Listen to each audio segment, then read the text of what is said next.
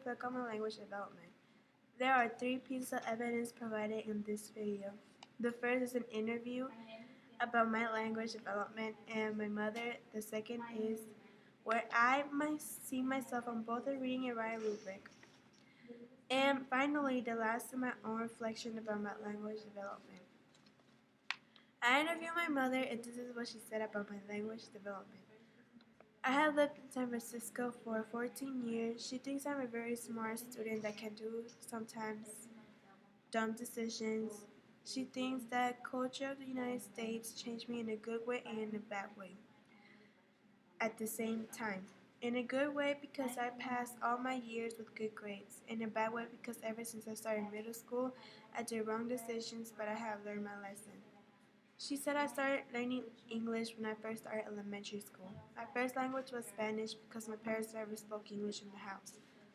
She thinks my level of speaking English is okay, but I am not ready for college.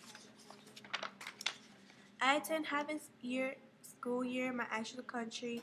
I like to read cartoon books because I looked more for pictures than actually reading the story.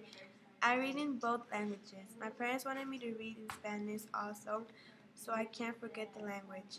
As I get older, I taught my mom a little bit of English when she has a question about what something means. I help her by telling what it means. Yes, my brother and I helped her translate when she would have a conversation with someone who doesn't speak Spanish. We lived in the city for 14 years. She knows where everything is, but at first I helped her how to navigate the bus system and what line to get her to the destination. I've helped my mother understand more about technology. She knows how to text, use a screen touch phone, and especially how to call people on her phone.